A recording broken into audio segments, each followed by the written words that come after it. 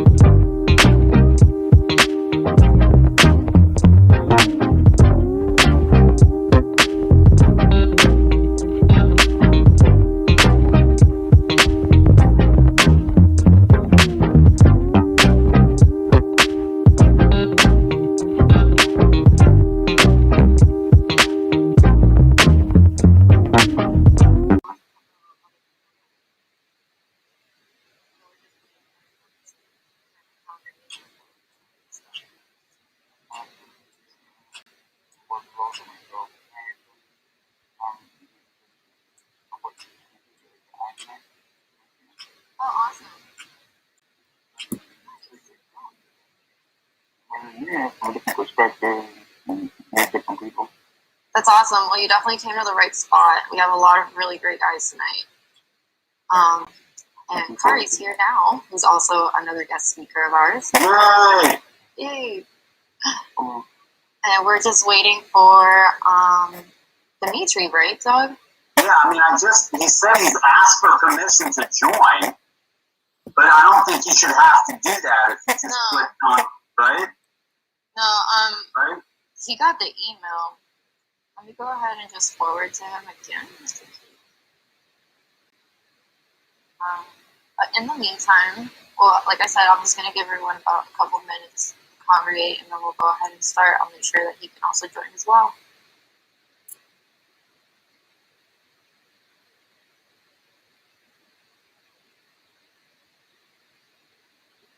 Oh yeah, and I also should be having Carlos join us too. Or actually, he told me he was. Oh hey, Dimitri, there you are. Awesome. Hey, good evening, everyone. You're on the center. Awesome. Kari, by the way, if you haven't met, this is Dimitri from Edmund Douglas too. And I don't know if you know Max, who works at Synergy. I don't know if you guys have introduced yourselves to each other. Not face-to-face, pleasure. Break the ice. Hi, Dimitri. Nice to meet you.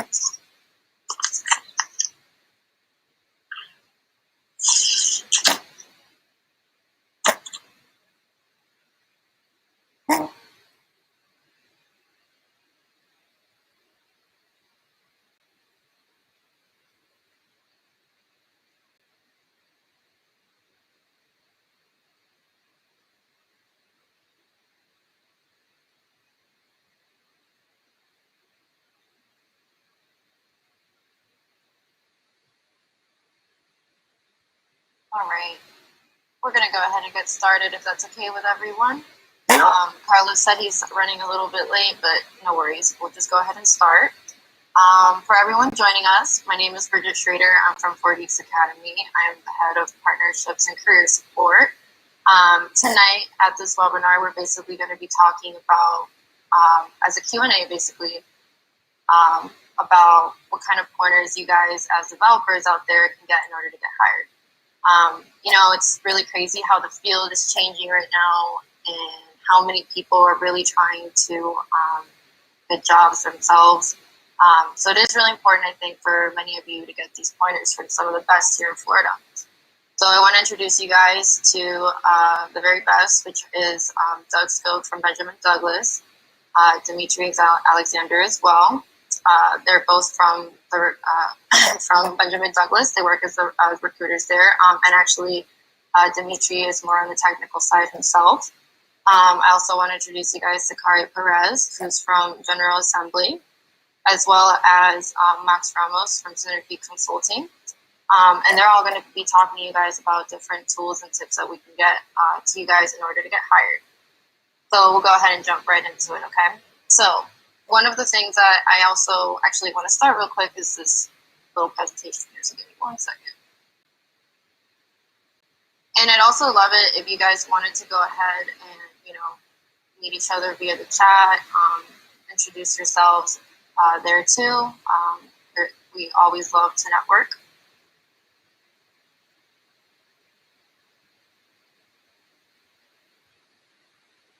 So I'll go ahead and start. And also, Carlos Vazquez will be joining us. He's actually going to be here a little bit later. He told me he's currently involved with something else right now, but all good. He'll be here soon. So one of the things that I really wanted to begin with in terms of talking about, what's going on with the coronavirus and everything and how it has affected job searches in the market. The very first thing that I wanted to reach out and talk to that about would be to Benjamin Douglas, since I know you guys have been really overseeing what's been going on through the market, what's been going on in terms of getting placement in the field, how the tech field is going. So I kind of wanted to jump in with you guys first, if that's okay, and let you guys kind of go through some of the things that you had described to me via LinkedIn a little bit, which I love the topics. So I'll let you go ahead and start first, Doug, if that's okay. No problem, and thank you for the opportunity to drop some nuggets. Hopefully, some valuable, but even if not, it's always good to talk amongst people in the local ecosystem here. So between Dimitri and I, maybe we can touch on a couple things. I mean, we live in very interesting times.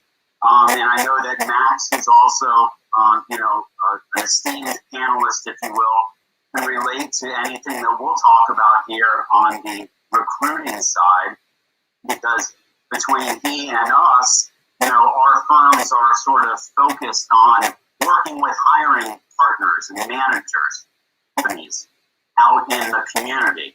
At Benjamin Douglas, we specialize primarily in technology and business development placements, and about 70-80% of the roles that we place are in the Tri-County area.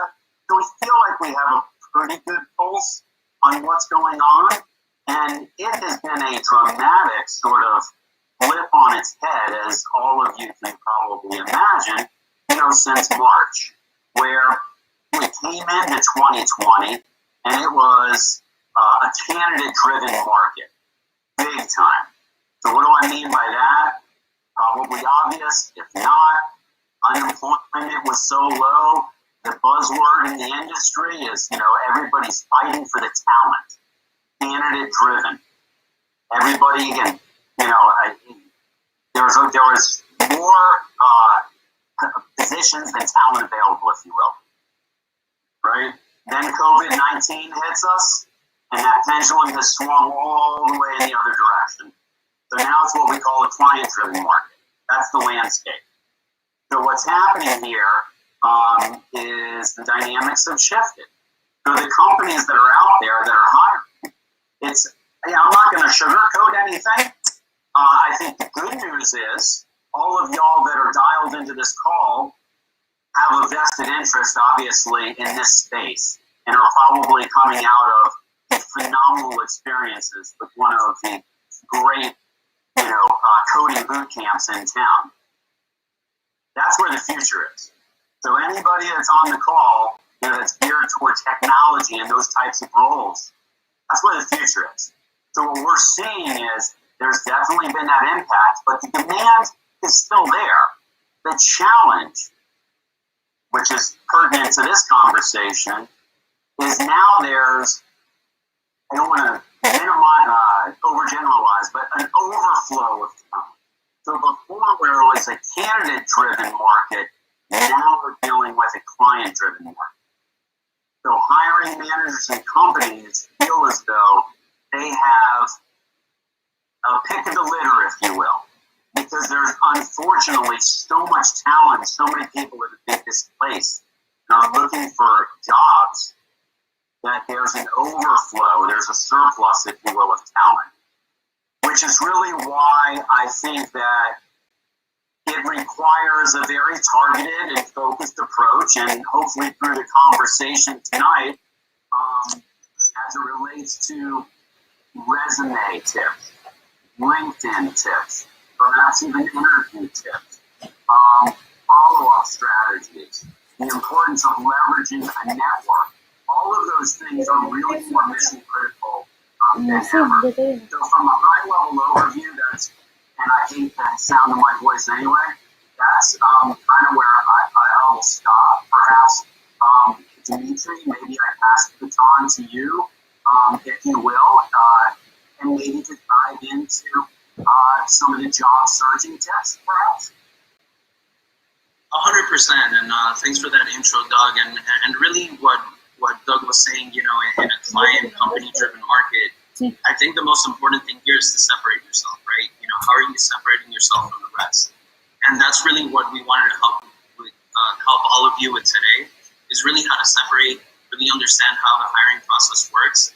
That way you see the back end and you can really understand the front end. I came out of a boot camp just like you guys, probably about 6-7 years ago now.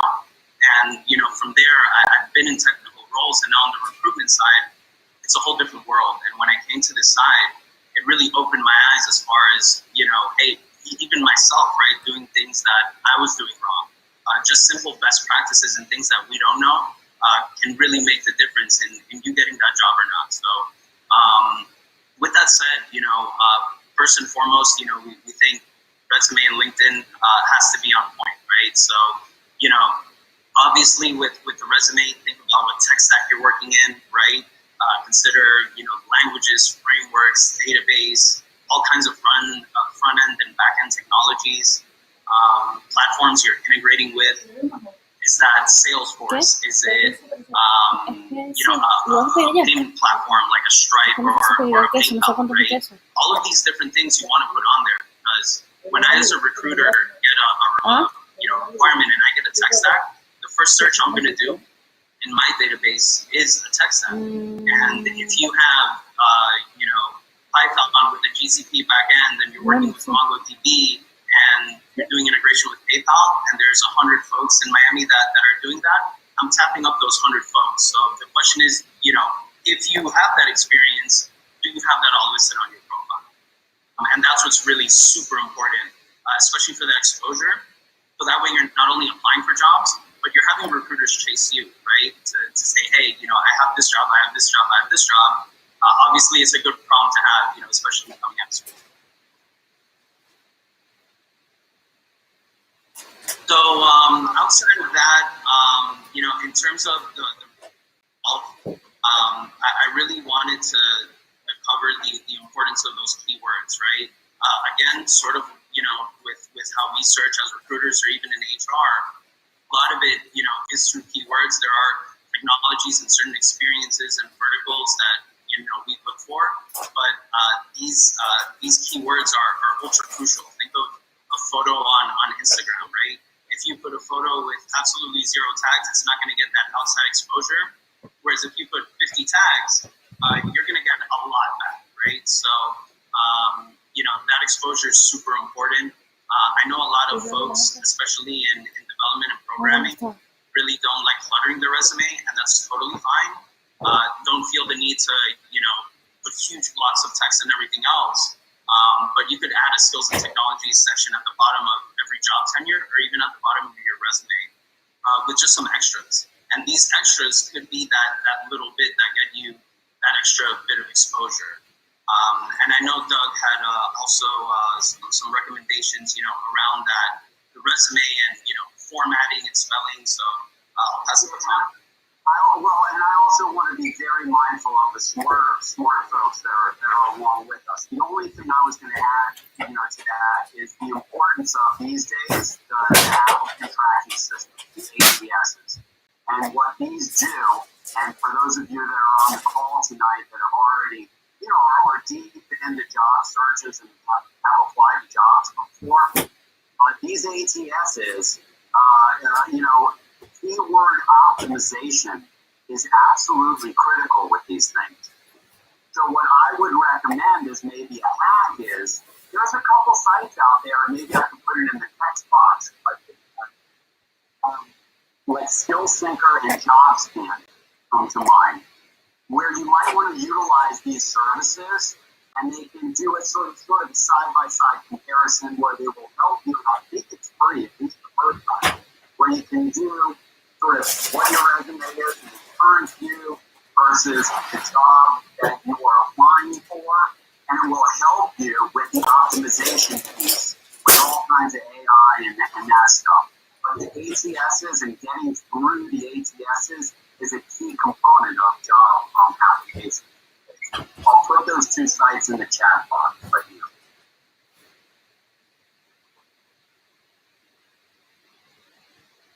So from there, we also wanted to cover LinkedIn, and really with LinkedIn, we think everything that's on your resume should really be on your LinkedIn. Now, if there's some company-sensitive information, then obviously don't put that on there. But you definitely want to have whatever's on your resume on your LinkedIn profile, and really with both the resume and the LinkedIn profile, you really want to have that exactly identical, have everything consistent, dates, tenures, all of that stuff is super important.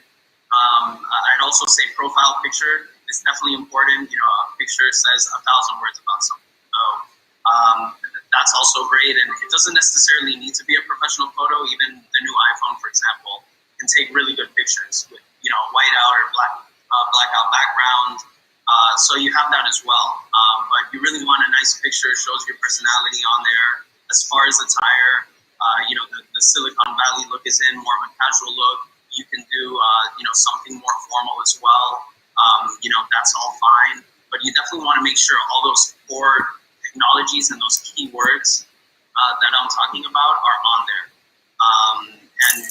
In terms of LinkedIn itself, it's such a powerful tool in terms of the open to new opportunities. And now with COVID, we now have the open to work feature on LinkedIn, which we'll also put in chat. But you can actually let recruiters and hiring managers know that you're open to work. So if I'm searching for those Python developers that I discussed, and there's 100 in Miami, there may be 30 that are open to work, right? So those are the people that I'm going to gravitate my conversations over, right? So hopefully that also gives you some insight as far as that exposure and simply being reached out to. Awesome. So I'm going to go ahead and jump in here so that I can kind of move on with some more questions. I love that whole overview of everything. It's super great. And sorry, I was actually trying to share my screen and show you guys, but unfortunately I'm having a little bit of technical difficulties right now, so no worries. Anyways, I kind of wanted to go more or less into some of the other things that we had kind of gone over. And one of the really good topics that I know a lot of people had reached out to me about, especially within placement, has definitely been one of the things in terms of placement, how to stand out and everything. What do you guys think right now is especially making students in this job land jobs in the field? Is there anything specific that they're doing apart from just putting their skill sets on their resume? Do you guys think that there's something that they're they're doing differently from other candidates out there that are taking up their place. That's one of the things that a student had asked me earlier, and I kind of had thought about it because I've noticed that, you know, even in the market right now, there are certain people that are being looked at a little bit more. If you guys find it that it's just a certain way that the employer is hiring, or if there's something that they're looking for specifically. And I'm actually going to jump this question over to Max for a little bit, if that's okay.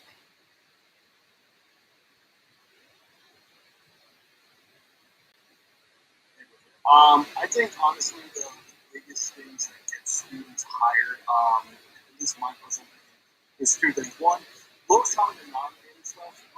Usually, hiring managers and recruiters will sometimes look for the easiest stuff to not move forward with a resume, like spelling errors and formatting errors, a bunch of different fonts on a resume.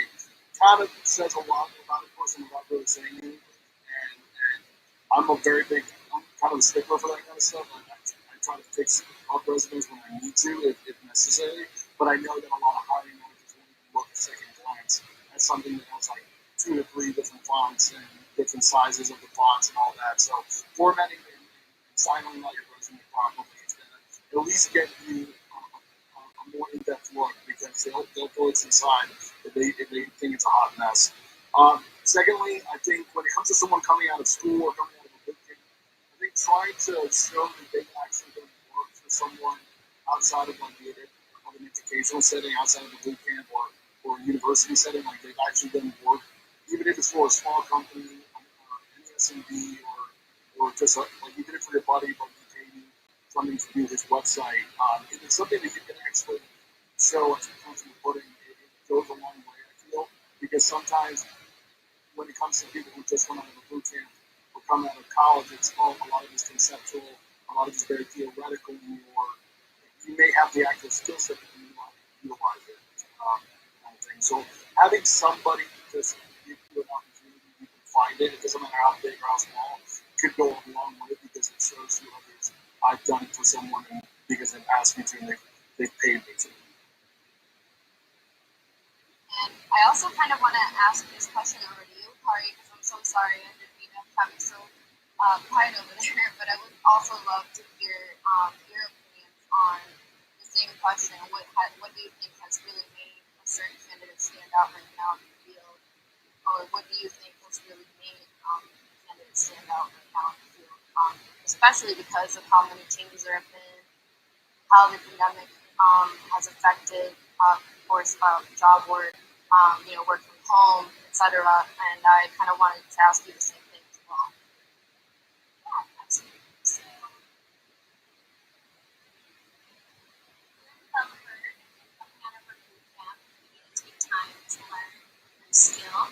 But if you're part of TA, you have workshops and part-time courses that are free to you, but obviously if you're not, you can also access them, especially around cybersecurity, systems administration, cloud computing. Those are the skills that are really in demand right now. So if you are willing to take a Microsoft certification, Microsoft Learning Path, they have a ton available. Miami-Dade College has them available as well. Take the time to do it. You're already investing in your education. You just became a coder. Learn something about computer and systems engineering, cybersecurity. Maybe that's not your route. Learn UX design, SQL, database management. So add on another skill. Essentially what you learn through the bootcamp is you learn to learn quickly. You're not going to be an expert. What you essentially are selling to your employer is all the systems and all the methodologies and all the processes that your company that I'm going to get, or that you need me to understand and to learn. I'm going to learn them quickly.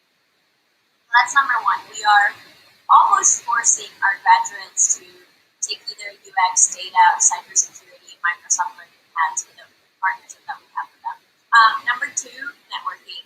Right now, sadly, recruiting and job application, it's all about personal connections.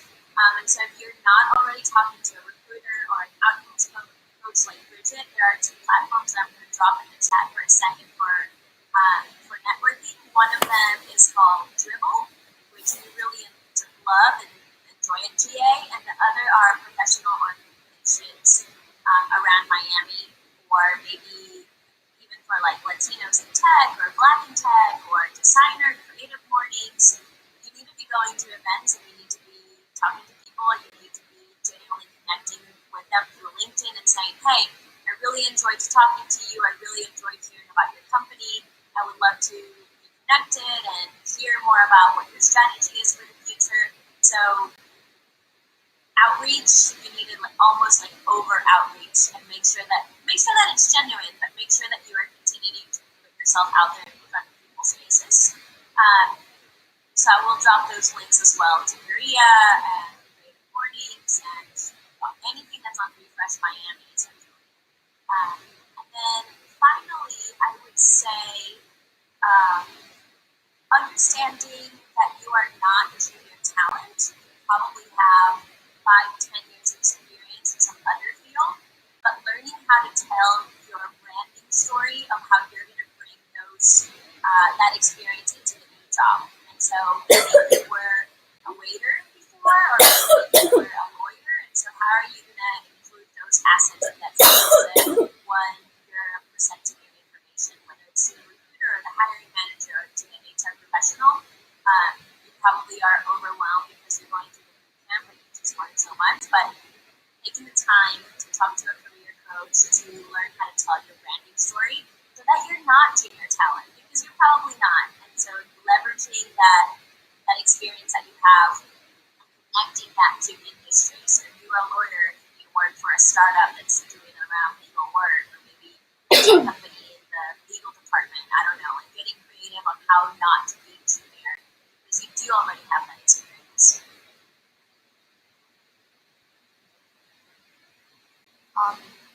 Sorry, I wasn't sure if you guys could hear me for a second. I love those answers because a lot of the things that I talk about too, especially with my candidates and whatnot, are a lot of the things that Kari brought up, especially in the points of selling. And I kind of want to also ask this to Doug and Dimitri too, like, so I'm kind of going to jump off of what you said a little bit in terms of like selling and how students have to not only just continuously practice, but also the fact that there are workshops they should do continuously drive themselves into different areas. That's something Forties also does definitely, since we're always trying to guide our students into different areas, because everyone knows it's just such a huge, a huge pipeline for different things. It's not just one thing that you can do in software development. But speaking about selling candidates, I do come across a lot of students that get imposter syndrome. They'll feel like, they'll get into the job position, and then a couple of weeks later they'll be like, I feel like I really don't know what I'm doing. You know what? It happens to me too, and I think it happens to a lot of us even years later on. And I wanted to ask you guys, what are some of the things that you can tell Bootcamp Talent about imposter syndrome, or what are some of the advice that you would have given people who are in the field looking at the place about imposter syndrome? And I'll actually jump to Dimitri first, if that's okay. Sure. So yeah, it's definitely a great point, right? And I definitely, say looking for jobs to apply for is difficult. Every company has a different title. A junior here is not a junior there. It's really tough to really sift through that. I think also considering, you're going through a development bootcamp, what are some other things maybe outside or potentially interconnected with the development realm? So for example, let's say there's a software dev house down here in South Florida, and they have 300, 400, 500 customers worldwide, and they need people to support that application, right? But there's going to be customers that are going to log in and say, hey, I can't see my graph, what's going on here, why is this not working? So there's roles like an application support analyst, where you're popping the hood of an application. You're checking to see, hey, is this a user error? Let me go into SQL, run some queries, make sure data is getting from point A to point B. If that's not the case, let me see if there's maybe a bug in the code that I can see, right? And that's where you start to get that exposure to development. You're starting to see the lines in the code and say, okay, here, Mr. Developer, this is where I think the bug error is. and then that's how you make the move. And I've actually personally placed 2-3 folks that have eventually moved on to security, automation, and DevOps roles from that application support development role. So it's pretty neat to see the transition, and the fact that you're already overlapping and interfacing with the dev team is already a great thing in itself. So be also open to roles that are that do have overlap, with engineering, technology support, 100%. I used to work in the restaurants. That's how I put myself through university. So I think it's that is a huge thing, especially in support and even junior roles. We want multiple folks. We want folks that are easy to work with, easy to talk to, and are hungry to learn. So even twisting that to an application support role where you're really talking with customers day in, day out, having that restaurant experience is irreplaceable, right? You're comfortable. You're not shaking in your boots when you're on the phone with a customer or anything like that. It's huge. So that's my 2 cents. Those are good 2 cents. Those are great. Yeah, I love that. That's like that's more than 2 cents. That's like a quarter in my book. But that also goes to the point that Carrie was making and Matt was making, to be quite honest, and I would underscore both of them. Carrie's point about how are you going to do your branding, storytelling? How are you going to take your other experiences that you've had in life outside the coding stuff into that work environment? Because they're all important. And Max made a fantastic point about how to highlight, be it on the resume or in interview settings, the work that you've done on the side gigs, whatever they are. Even if you think it's insignificant, it's not. You've done project-based stuff for friends. Even if you didn't get paid for it, be proud of that stuff. Eleanor Roosevelt, who nobody on this call probably even knows, like the name, but that's okay, because I'm the old one. The favorite quote of hers that I always think of is, nobody can make you feel inferior without your consent. We all have the imposter syndrome, right? Nobody knows it all. But nobody can make you feel any lesser of a human being unless you allow them to make that. Now, I know that's going at a deeper level, but I just want that to sink in for a second. The last thing I'll say on this point, though, is think of your soft skills as a differentiator.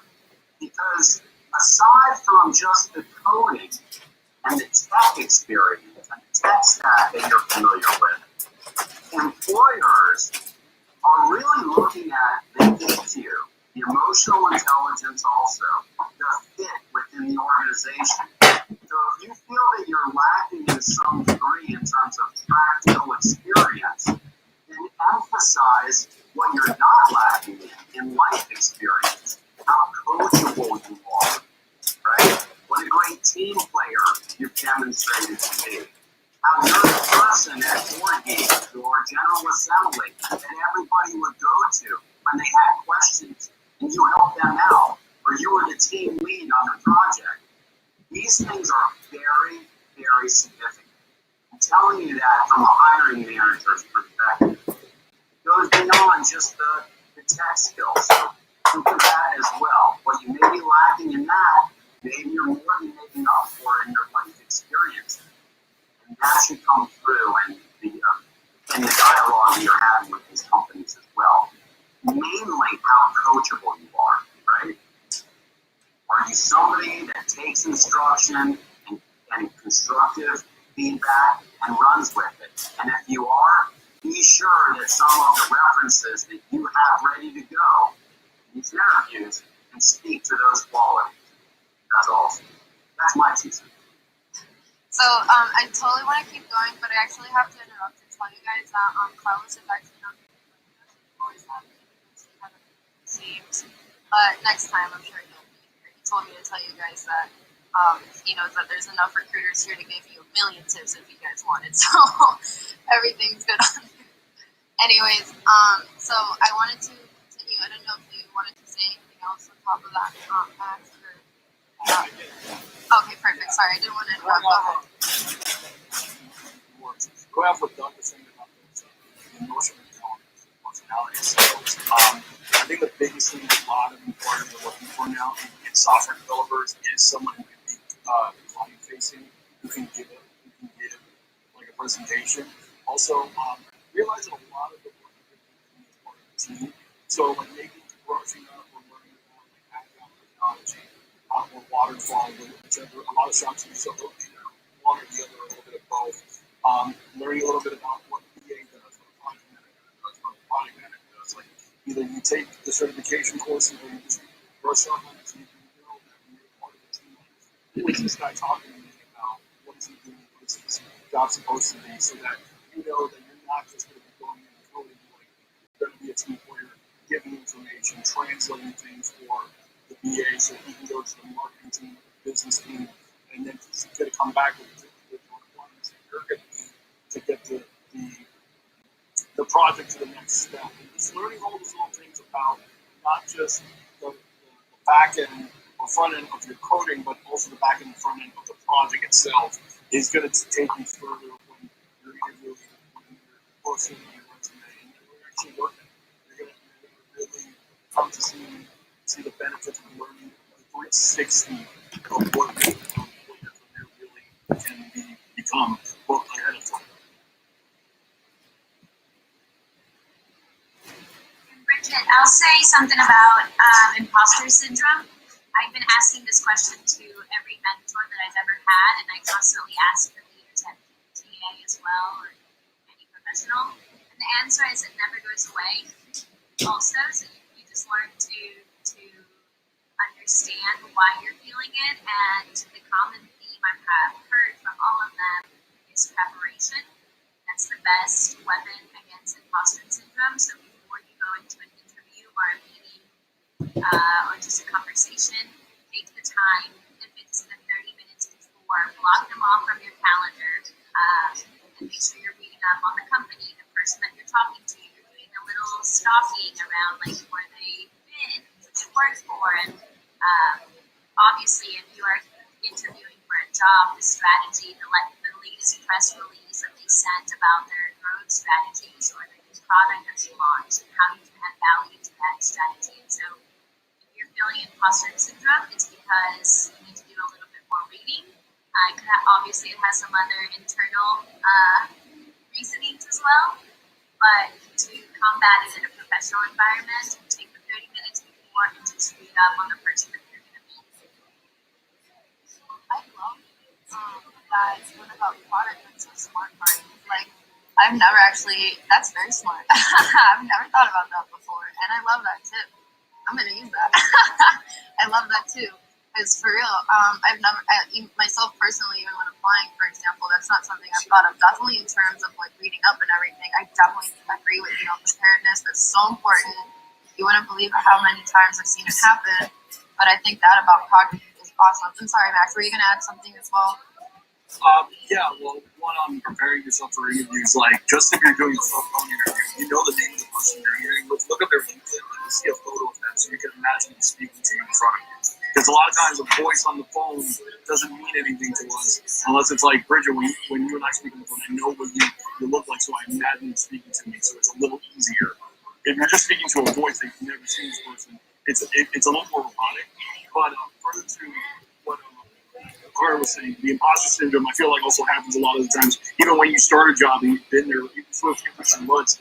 My best friend has this issue, and she's really good at what she does. And I tell her, like I tell all the people, there's nothing wrong with asking questions. Ask questions, and especially at the beginning, your first few months, if you're at a good place at a good company, asking the right questions to get the answers you need is, I think, is almost going to be expected. Not just, stop bothering me. It's like, you should know this. It's like, oh no, I'm glad you're asking me now, so that eventually that you become the person that someone else who is new will ask those questions, and it just grows the company culture as well. Sí. Can I say something about questions? Solo que tengo que dejar esto puesto, es streaming. Beautifully, and Terry did as Yo lo pagué por well no with está her bien. saying how important preparation is, which you would think is a given, but is not always a given. One of the ways that you can also get around imposter syndrome in an interview setting is by preparing and doing your research. and is also by the quality of questions that you ask in the interview, as opposed to the answers that you give, which is where most people focus their time, right? And that makes sense. I get that. But if you really want to stand out, my suggestion is to spend equal time on asking very insightful questions for the role I'm interviewing for. How is success going to be measured 6 to 12 months from now? How's the business been impacted by COVID? What sorts of pivots have come about? Think, sit, write them down, and here's your hack. Almost all the interviews right now are being done on Zoom or what is this called? Blue Jeans or whatever, Skype, right? So you can paste up, tape up, whatever in front of you as you're looking at the screen, but on the wall behind you, there's 4 or 5 killer questions. And then sit back and let them talk. And I promise you, if you ask the right, high quality, insightful questions of your interviewer, you're going to make an impression. Bank on it, 100%.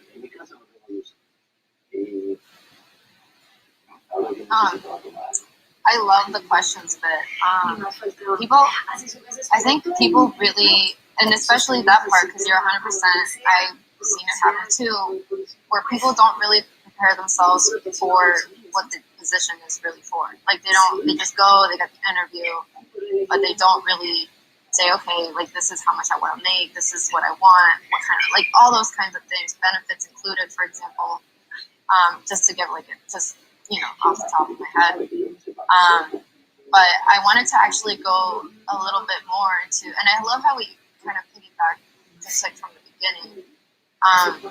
Right now, especially with the reopening of the economy and everything, what kind of tips would you give to, or what area do you think that they should be focusing on during the pandemic? Like in terms of when they're jumping into job search, what would be the best thing for them to start with? Should they just go ahead and search on every single pipeline that they could come across? Are there different alternatives that maybe they should be trying because of the pandemic? Do they have like any kind of recommendation or follow-up approach when it comes to, you know, Boole searches? I think I always say that word wrong, so sorry if I do. But you know, that's something that they can also be taught. And I'll actually start this one for you, Kari. So that's basically my question is how or where should they start? And has their way of searching for work changed in the pandemic? And do you think that there are other pipelines that maybe they should be focusing on more? I'm the best person to answer this. Is there a recruiters on the call, but I'll do the best. No, it's okay. I just wanted to jump to you first. I'm like, I haven't jumped to her first, so let me do it. I think the biggest change because of COVID is that it didn't exist before, but because of COVID, it's really the blindfold of geographic boundaries have really disappeared. And so before you were limited to Miami-Dade, Broward, maybe Palm Beach, and that's it. Now your talent can be hired all over the world, and the languages that you just learned and the skills that you have and the advantages that you have of being in the U.S. maybe apply outside of the country. Maybe, I don't know who's in the call, but most likely if you're living in Miami, you have some kind of double nationality. So think about that. Maybe that's a way to start. Obviously, I'm talking about remote work as well. We see that, especially General Assembly in Miami, where we are the new kids, as I like to say, the new guy in town. Our students are getting hired by bigger companies outside of Miami because we don't have those local connections. Our students are getting hired at Visa and American Express and Wayfair, or just companies that have been our hiring partners across different metros. And they no longer look for talent that is within the city. They are comfortable with their employees being remote, especially their tech talent. And so if you're going into LinkedIn and Indoor and ZipRecruiter, whatever it is that you're using, you should be using all of them. You need to look outside of Miami-Dade. This is also a probability numbers game, and so start thinking that the hiring managers and the HR professionals also are thinking that it's okay to hire outside of their own cities. That would be my answer and what we're seeing at GA. But think also about your nationality. It's probably your first job out of a boot camp. It's not going to be your forever job, and so just think, get that experience that Doug and Max were talking about. Try to get that project. Maybe you're not going to pay what you really expected, but you're going to have that solid experience to prove that you can do the tech. But we'll stop there and I will allow the experts to answer further. No, that was a good answer, by the way. It was really good. I liked it.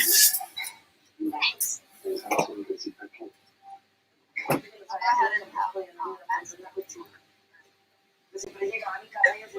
Yeah, sorry about that. Yeah, going off what Carter's saying, I like to think of it as almost like a fishing boat. Like your career is a fishing boat, so what you need to do a lot of times you got to put lines in the water.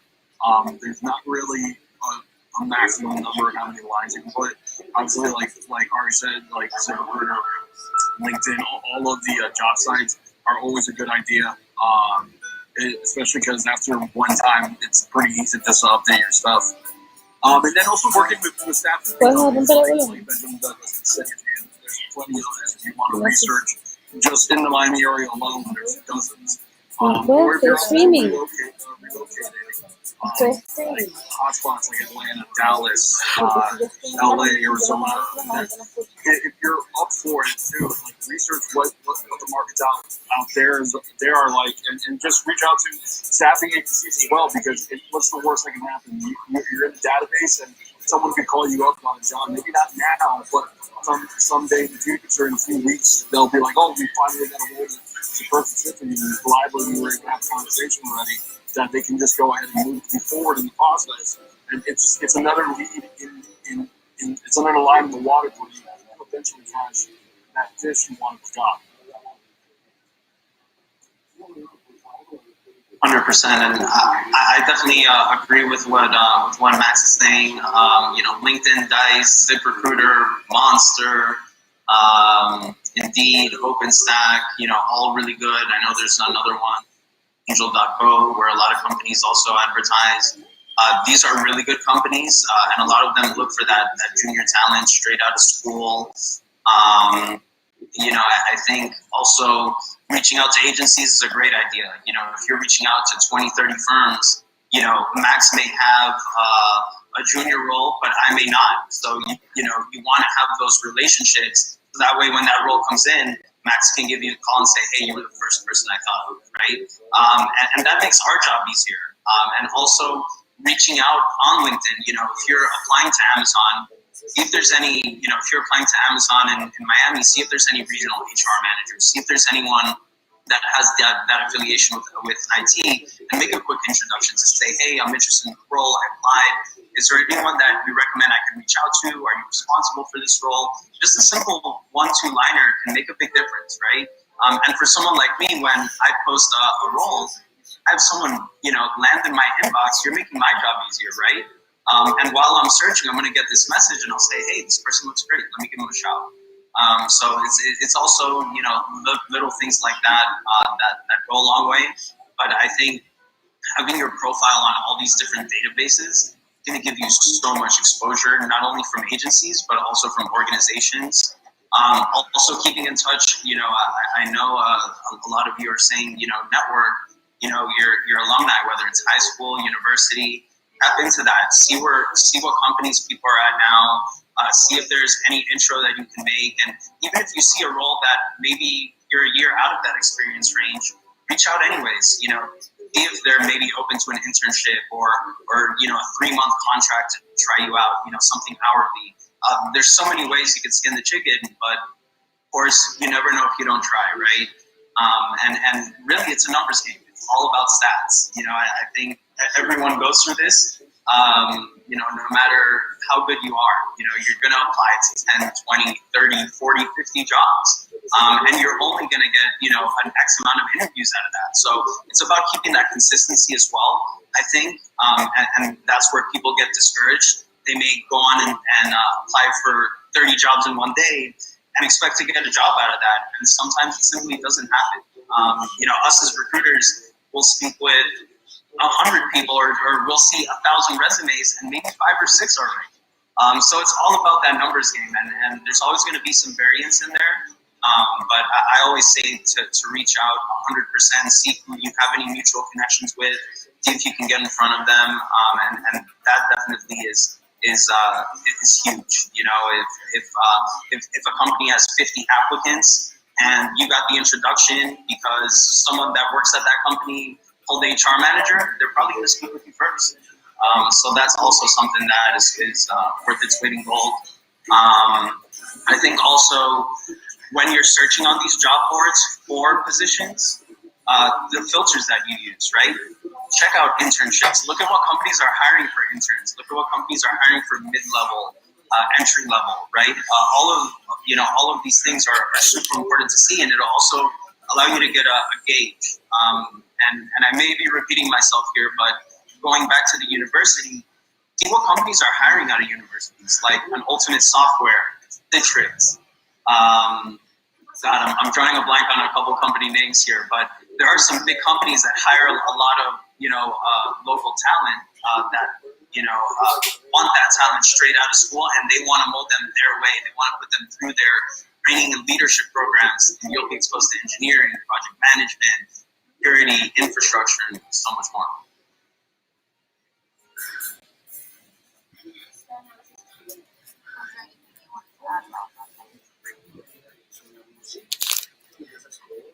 No. I know. They're all great. I mean, they're really. I don't know. I don't know if you want to. No. Get into more discussion about the power of the network. That's the only thing I would underline and put an exclamation point next to. I definitely agree. I definitely agree too. I think it is really important, and especially with some of the things that, for example, Kari is saying in the comments in terms like reaching out to HR people. I think that's definitely so helpful when it comes to landing a job. I myself have done it, and I've gotten jobs. So it really helps if you try to kind of boost yourself and put yourself out there, and let them know that you're confident. You really think you can do a good job. That's always really important. So yeah, those are really good follow-ups that you can definitely do, especially with what's going on right now and different pipelines that people can definitely use to get jobs. I kind of want to circle back a little bit to what you guys were talking about earlier. I get students all the time that tell me what other things can they do to boost their LinkedIn profiles. And I know we touched base on that at the beginning of this, and I wanted to actually hear you guys say a couple of the tips that you think would be recommendable to candidates who are out applying. I get different types of profiles, different types of things on their profile that they're not sure if it should be good or not. And what's really funny is a lot of them don't even know half the time that you could do the skills tests on there that are super good. And actually also, that's another kind of like a piggyback question that I want to add on to the LinkedIn thing is, do you guys actually think those skills tests really help them get boosted in terms of job search? And I'll actually start with Doug. I'll toss the skills part to Dimitri, but to get his take on that. But no. But on the topic that's relevant of LinkedIn, recommendations are a very important aspect of the profile and are too many times overlooked. And so I would emphasize that anybody who is actively out there, looking, applying jobs and so forth, you really should be very strategic about getting recommendations. Be very generous and loving in giving them as well, for sure. But if you're looking for your next opportunity, I can tell you as a recruiter, as a hiring manager, I'm looking at that stuff. And I'm really reading it too. And I would be very strategic about the recommendations that you get. To dovetail on a point that I was making earlier, outside of the technical skills. If you can bake into your recommendations to people that know you on a whatever level, professional level, but can speak to how agile you are, how moldable, coachable you are, what your work ethic is like, things of that nature, those things scream out in a really, really good way. So I would pay a lot of attention getting recommendations in your LinkedIn profile and being very intentional about the types of recommendations you get in your profile. One thing I wanted to go off of what Doug was saying when it comes to getting recommendations and references, even if you don't have like managers or somebody who can speak on your behalf because of either non-disclosures or non-competes or what have you, clients are always a good way to go to for references, especially on the software side. Like you do a side gig or a project for someone and you build an amazing website for them or anything like that, they'll recommend you. It may be more of a new project, a new sale, or one day you may do a recommendation for a job. Like, who better to ask than someone who actually did work? So I wouldn't be afraid also to utilize former clients as a recommendation.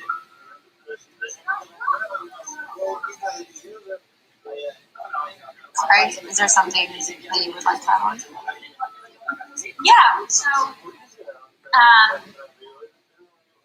I would say don't complicate it. So don't apologize for experience that you don't have. So instead of drawing attention to your weaknesses, state your skills and ability to contribute directly. Stay positive, focus on your strengths, and immediately launch or pivot into your transferable skills from that experience that I was talking about before, from maybe your past life, right, before you were a developer. Make a plan. Think really about what kind of jobs, what industries, what people you want to talk to. I mean, whenever you're looking for jobs, kind of going out there and doing web dev, front end design, Miami-Dade, like really be conscious about who do you want to work with and why you want to be part of the industry, or maybe it's people you want to connect. That will make the job matching process genuine, and you will raise your possibilities to getting that job.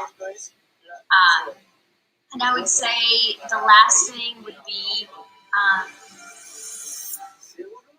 I keep going to this idea that you really need to know who you are, and you need to know what you love to do the most, why you came into this career, and what it is that you want to help solve. And so you need to learn to tell stories, because facts, and you can say, I just went through 4 HGA and now I know how to code HTML. Okay, but stories is what really sell. And so the human brain is designed to remember stories and have that emotional connection.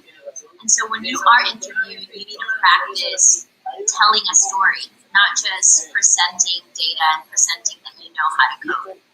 Why? Tell us why you are there. And you have to be that person that the HR manager or the hiring manager afterwards says, Bridget, with a great story about her being from Ecuador and living there and working for the oil industry. And she's also an engineer, and now she's in career coaching. She's a great fit, rather than just like, she can probably run a workshop. I had to sit there. That would be so lame, though, right? No, she makes such a good point. And I love how you actually use that point, too. I actually always tell my students to always tell me. I think it's really important. At least sells who you are. Exactly like Tari's saying. Like, it's all about who you are, believe it or not. Like, and I actually think it's good in recruitment and like the professional landscape that we're all in right now. I think that's really changed over the last couple of years. Before, I think it used to be really stiff. It used to be really corporate. It wasn't as like humanizing as it is now. Now people do want to hear who you are, like where you're from, what can you bring to the table because of those past skill sets that you might have had. I also worked in restaurants. I've also worked on farms. I've done crazy jobs. I think all of us have. So it is, I always tell everyone, it's all about who you are. You shouldn't, especially, in LinkedIn, I always tell people, like they always want to make it really robotic. They always just want to make it like, my name is so this is what I've done. And, kind of, like it just like very robotic. But the more you can emphasize on like your character and like what you love, the more it really helps boost them like land a job. I've seen it happen before with some cases. But yeah, and I do like the recommendations too a lot because I always think those are important whatever job you're applying to in all honesty or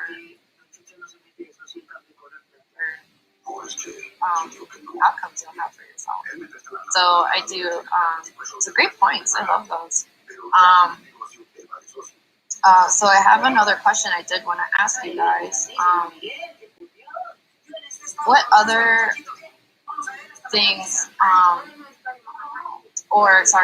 apart, because we already kind of touched base on follow-ups and everything. Do you guys have any personal experiences that you've had yourselves in the field, like from candidates that have reached out to you in terms of getting hired and stuff, that you would like to share? Because I've always liked to hear other recruiters, like, personal tidbits in terms of like how someone's reached out to you guys to get hired when it came to a job. And I see Doug smiling, so I'm going to start with him. I definitely have some things to say about this. I'm going to, and if you'll allow me an opportunity to say those things, I would rather defer to Max and perhaps Dimitri, and on the candidate side, and maybe I'll share some nuggets on what I feel is appropriate when you're hiring up during the interview process with hiring managers. Okay, perfect. Sure. So I have two stories. The first one is actually a candidate that we actually had in the process, and this probably happened to Max, happened to me several times.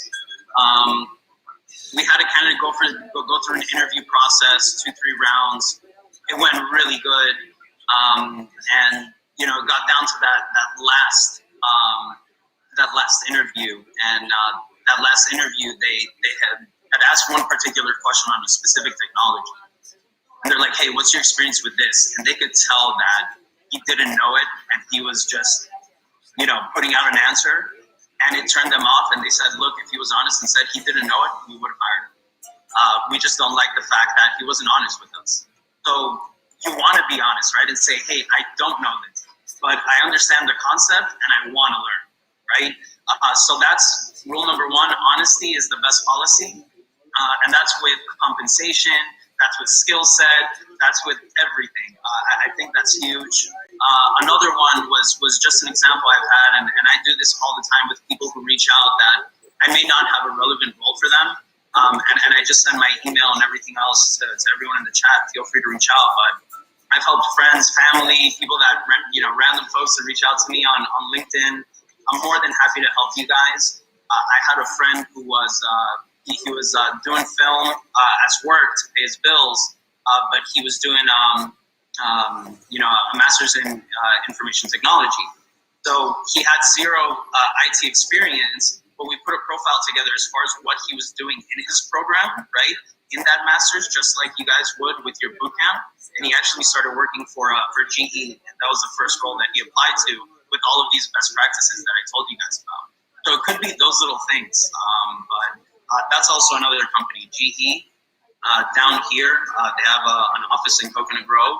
They hire a lot of talent right out of university, code camps, and everything else. So that's also a place I'd look into. With me, when you're interviewing, honestly, as Dimitri has explained, but over honesty, don't overshare. Please don't criticize or critique your interviewer.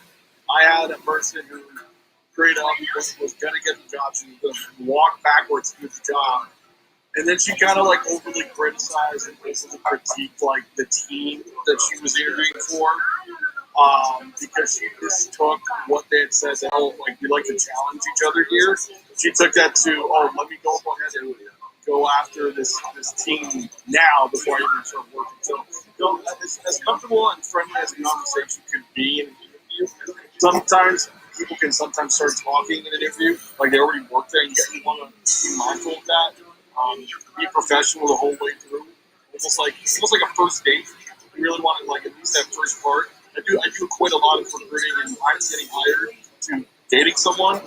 So you would definitely want to keep it casual and professional at first, and then obviously once you get the job, you want to keep it pretty professional and straight laced until you really get into the office and people's personalities. I love that. So the only other thing I'll add, specific to follow-up, is to be human. And that means, and I know this from a business development perspective as well, right? I'm a pain in the ass to people if I allow myself to be.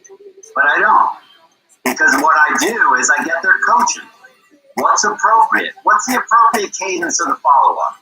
I'm super excited about this job that I just interviewed for, Mr. or Mrs. Hiring Manager. I know me, and I'm going to want to know things like yesterday as far as status. I don't want to do that because that's going to annoy you, probably, if I were you. So can you help me understand better how I should follow up with you? Are you an email person? Do you like text? What's the realistic time frame when you might have an answer on whether it's a thumbs up or a thumbs down? If you talk like that and be human about it, you'll do just fine. And that applies both with hiring managers that you're interviewing with or us as recruiters, Max, Dimitri. Because I got an email one of the first emails I got bright and early this morning, Sonia, I'm trying to help out just because I'm just trying to be helpful to somebody. And she had said, so where are we at kind of thing? Where do we stand?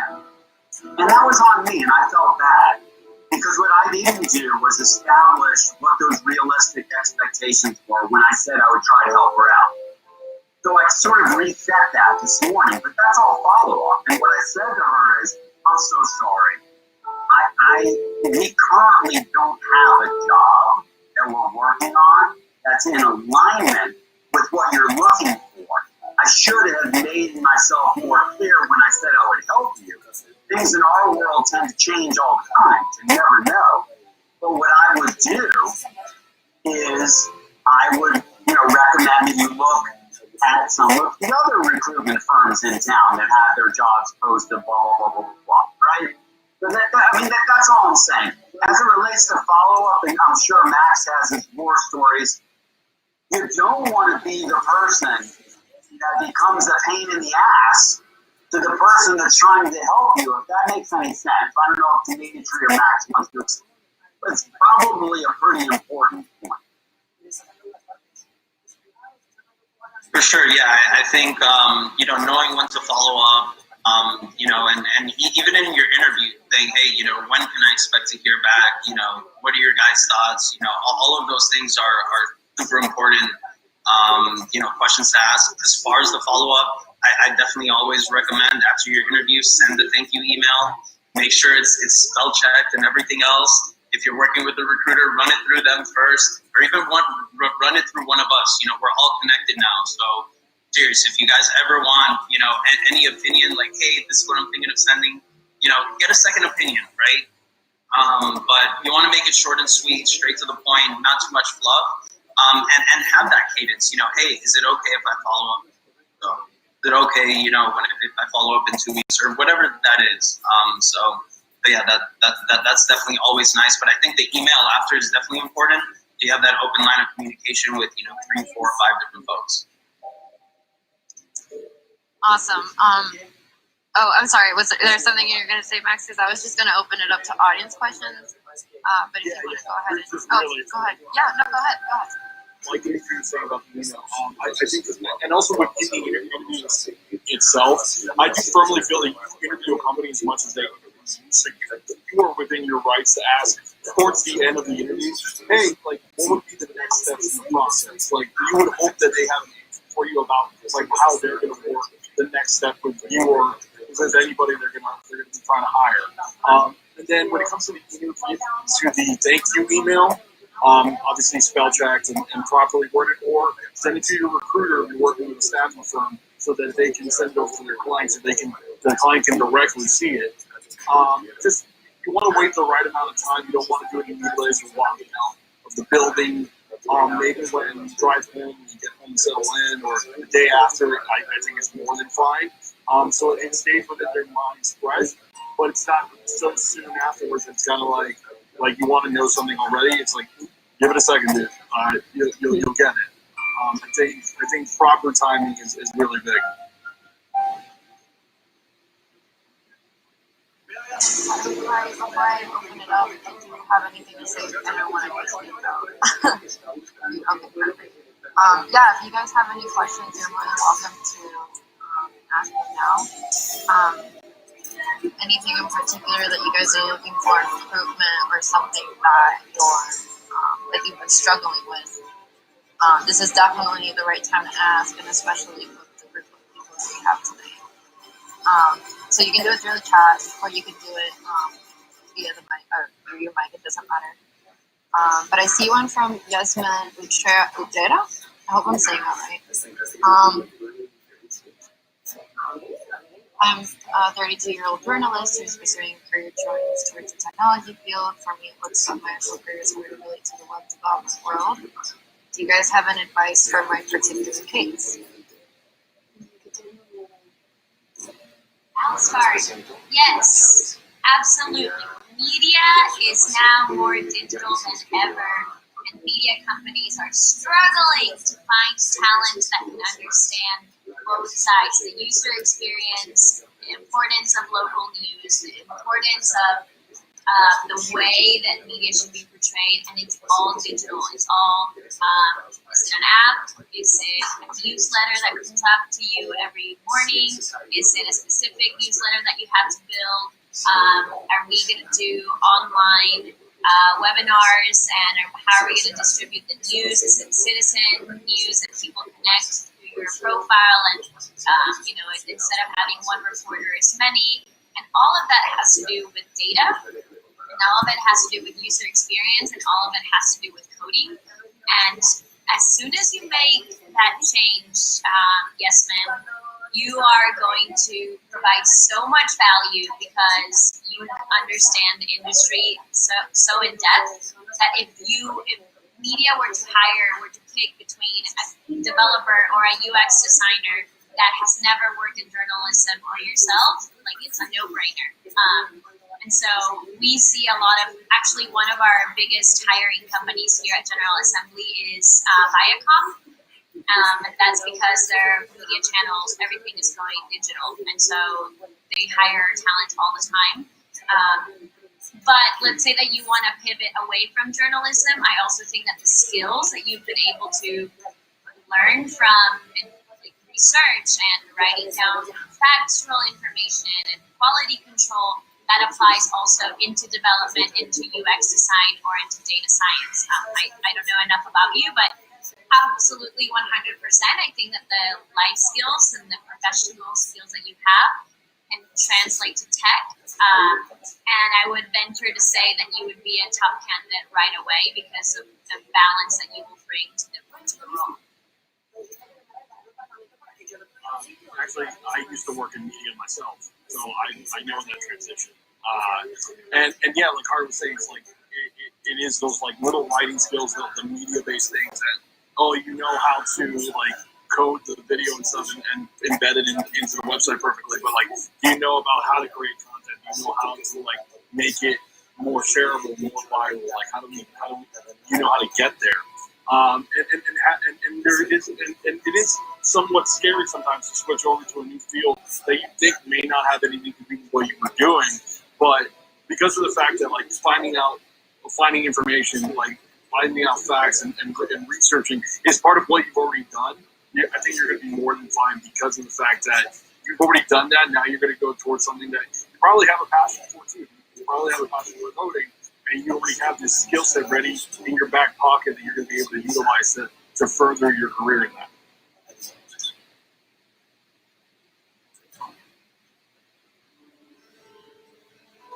You have anything else to say? Doug or Dimitri, did you guys have any pointers? Sure, yeah. I also, typed a little reply there, but yeah, especially marketing world. And it was a surprise to me when I first started recruiting for marketing positions. They're pretty technical. There's a lot of web development involved. There's a lot of automation, a lot of synchronization. You really have to understand that language, right? So that's ultra important. And I think someone that comes from that journalism background can move into a web development role and even help the product and marketing teams create collateral, right? That's huge to have that extra value add that you bring to the table, right? Because you are applying for this role that you have the experience for, but using that as a value add to the company to say, hey, how's your marketing department structured? Do you have someone focused on content? Because that's my background, and I could assist here and there, right? So those little things are also really great as well. I also saw that we have another question as well. I saw one from Brian. He's asking, what advice can you share to pinpoint companies that are open to mentoring in terms of senior developers working with junior entry-level developers?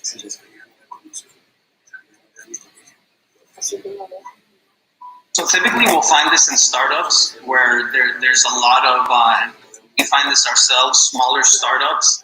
They really get their core team of developers where they have, their senior lead developer and their architect, and they have that core team, and they look to grow that team with a lot of junior folks. So I definitely say smaller companies would probably be more open to that, and bringing someone in that could be mentored.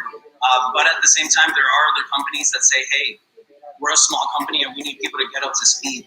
So there's always going to be a little bit of a disparity. But I definitely use those filters on LinkedIn to look for internship types of roles, because any company that offers internships, and there's paid internships, they're going to offer that leeway into that development path or department that you're trying to get into.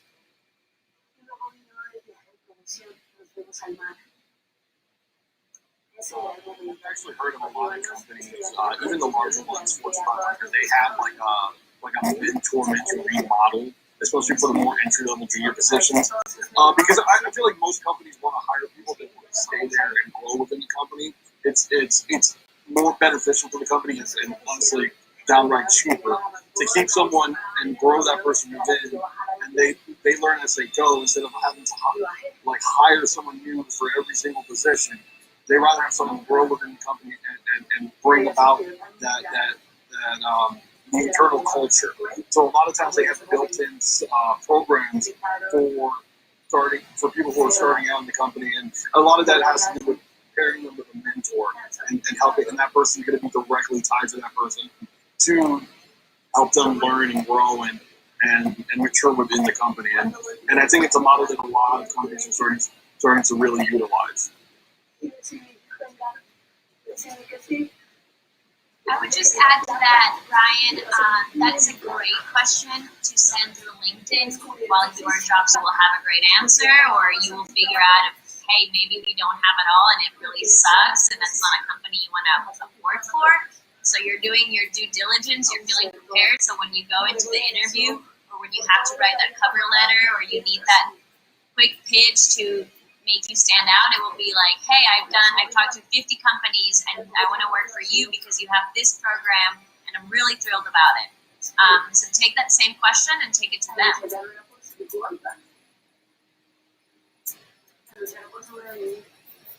Thank you, Kari. I see that we have Jennifer. Oh, hey, Jennifer. She currently works in Adobe to create UX UI designs. She also likes to play with Illustrator, and she wants to focus more on building coding as far as we get better with Java and React. Do you all recommend to just stick with coding in order to get a job, or should she expand her skill gaps? That's exactly what I was going to answer, but Max, if you want to go ahead and say that. No. Why limit yourself? Yeah. Because there's the word, the term front end. Like I like to think of technology as two sides of the border. There's the one that makes it work and the one that makes it look pretty. Like if you already know how to make something look good, and then you come to understand how to make it work on the back end, that's going to help you on the long run. Or the other way around, if you're really knowledgeable about the back end and how to make things work and function correctly for the user interface and for the user experience, but then also part of the user experience is making that person enjoy what they're doing, and it makes it easier to look at, easier to read, more pleasing to the eye. That's going to take you very far as well. And a lot of companies look for developers who can do both sides because they're going to need to. They don't want to give two people the job that one person generally can't do a lot of the time. Yeah, and just to add to that, you can get in to a position. Let's say you get in, on the side of UI UX. You can end up, on the front end or as a full stack developer, right? You get in, you get your feet under the desk, do your work, and then they realize, oh my God, you went to this school. Wait, you worked with React?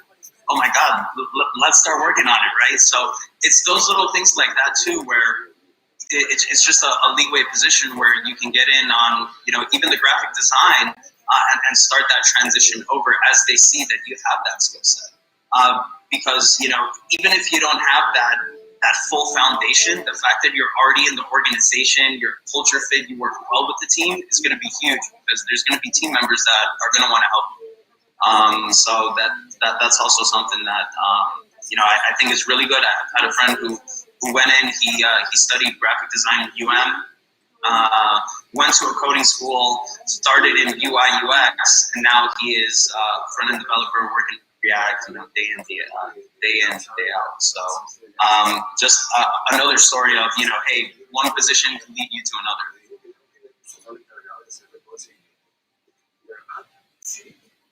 Yeah, and I actually wanted to add too, the reason I also think it's really important for you to not just focus, coding is obviously always important, but I think, like I mentioned earlier, people always think it's just coding. There aren't that many pathways, that it's just, sitting at a computer coding all day, that there aren't other types of jobs out there that you can pursue in terms of like software development. But that's always not true. There's so many different kinds of fields. There's blockchain, there's AI, there's quality analysis, there's product development, there's product management. There are so many different things that coding can take you to that it doesn't necessarily stop you from doing them. Like, that's the great thing about coding, is it opens up so many doors and gives you the opportunity to really jump into different fields inside of software development. Do I have any more questions from anyone by any chance on the audience? I think we got all of them.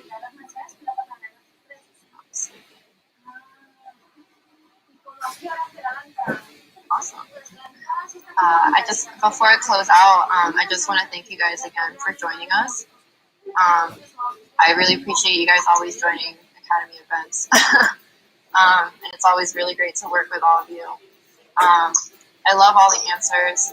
Super great things that I think a lot of the people here can really take use of whenever they're applying or going to their next interview. So yeah, thank you again. I loved it.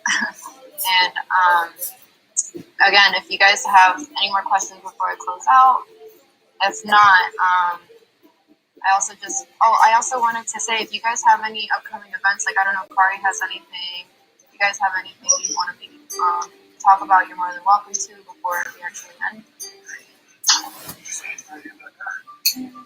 I'm actually going to pitch. I just had the General Assembly link. Of course, we are a Coding UX Data Science Bootcamp, but I'm actually going to pitch Miami Tech Works, which is a project that Benjamin Douglas and 4Geeks at GA, along with many other community managers or community members, is working on. So we're excited to hopefully within the next 4 weeks put forth a project that it's a platform where the people in the community will be able to look at jobs, reskilling pathways, and people here in Miami, very hyper-local, and you will be able to see that screen and that connection super clearly of like what job is actually available, what certifications or reskilling opportunities there are here in Miami for me to match to that job, and who are some of the people that I'm going to get to talk to from these companies. And so this is it's a teamwork coalition from many of the boot camps, all the universities, Benjamin and Douglas. So I just wanted to say, be on the lookout for that, because I think that's going to be an awesome tool to be able to help you guys in the future as well. Yes, definitely. Thank you for bringing that up. Well, you've been kind of like one of the masterminds behind it. I've just been like some of my volunteers. I'm just here to help as much as I possibly can. Yeah, I love the initiative that we're all. I think it's a really great project. I definitely love that Kari brought it up because I think it's really useful for employment out of the field. So yeah, be on the lookout for that portal. It'll really boost your chances of finding work. But yeah, I just want to say thank you. Thank you for inviting us, and as far as the attendees, I know Max put his information in the chat box. There, Dimitri, like, don't be shy. And I love how Four Geeks and GA are working together, and Max is a great guy. Like, we're all in it together. We really are. We're just here to help serve. So I would just say don't be shy, and I think we all at some point in the conversation tonight hit on the importance of the network. Be it networking or leveraging your own network. If I was to say one thing on the way out, it's you got to. You have to leverage your network and connections. It is the single most important thing you can do to get past screeners and ATSs and hiring managers that don't call you back and all kinds of other stuff. Connect the dots with the people in your own network and ask for help and ask for coaching. And utilize us as much as you can. So we really appreciate the opportunity and the privilege to speak to you all tonight. Thank you, Bridget, and Max, and Kari, and Dimitri. Of course, anytime. Yeah, of course, anytime. I always love inviting on people that can help serve the community better. It's always really important, in my opinion, too. So yeah, you're very welcome. Max, were you going to say something? Sorry. Thank you for having me on.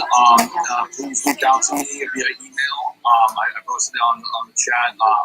I've already spoken to one of the attendees. I have a call tomorrow morning, and I'm hoping all day long. Awesome. Please give me a call or any information on, and we'll connect it. Amazing. Oh yeah, me too, everyone. By the way, I also have my contact information for anyone who's here. Or geeks, or if they need someone to talk to as well, I'll put my contact information there too. But yeah, thank you so much. Thank you guys. All right, you guys have a great evening.